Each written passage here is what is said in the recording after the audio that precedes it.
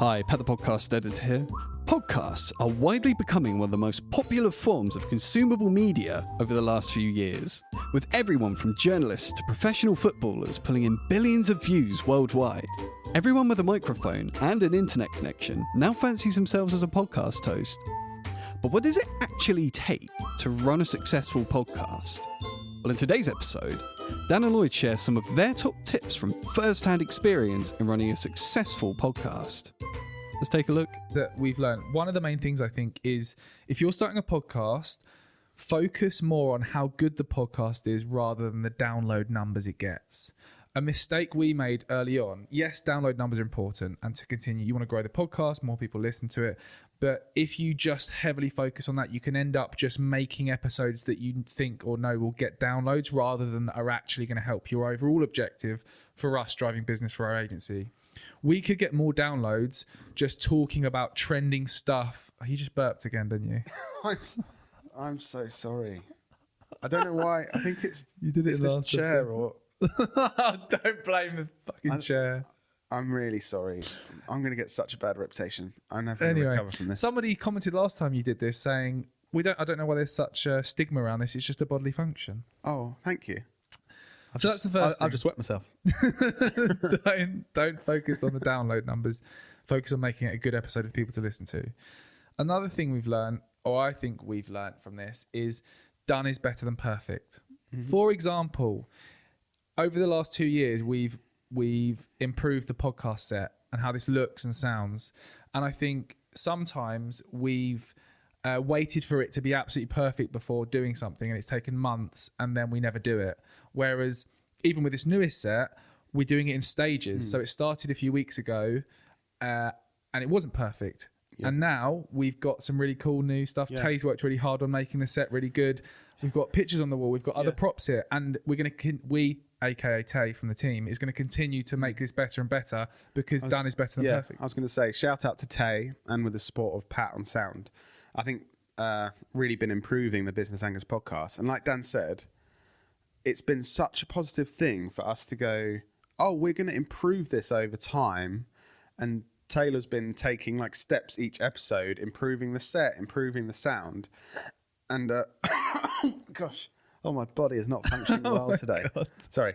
And we wouldn't have even gone live with this set and improved sound at all because it's still not completely perfect. Yeah. Whereas we're now producing better and better stuff every single week. I think that's really important. Not to just not do anything because it's not perfect. Definitely. I think, and the final thing I think, which will hopefully be valuable, is promoting the podcast is just as, if not more important than producing it.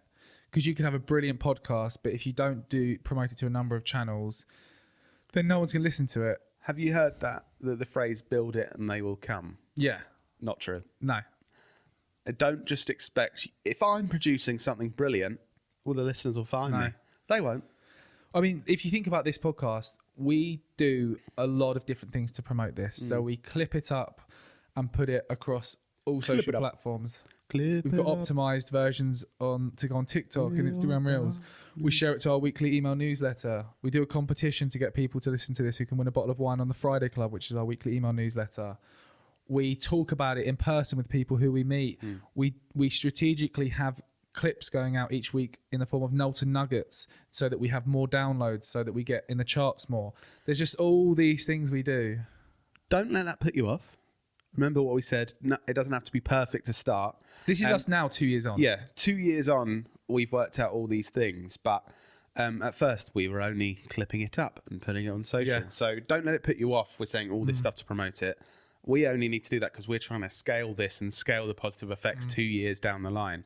But like Dan said, that promotion, once you're in the swing of things and you're like, I know what I'm doing with this podcast. You can literally start using the microphone on your Apple iPod or headphones and using a tool like Anchor as a starting point. Yeah, I won't mention names, but I know in the marketing podcast charts for the UK, I know of two that are, or at least were, just recorded on a phone that were in the top 10.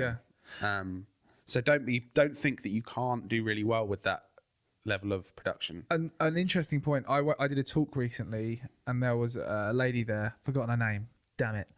Janice. But she said a really interesting tip, which was do enough to make sure the audio isn't annoying as a base level. Yeah. Because if it's like or like it sounds annoying, people just won't listen. So it doesn't have to be, really good like this, but just not like Yeah. And that will mean that it's not having a negative effect. People won't be put off and won't be like, I'm not listening to that. And that's the base you need to get started. So there you have it. Whether you want your podcast to be about business, cats, or murder mysteries, be sure to remember Lloyd and Dan's top tips to give your podcast a head start in the Spotify charts. For more useful insights on running a successful podcast, jump back to episode 82 of the Business Anchors podcast, and we'll see you next week for another Knowlton Nugget.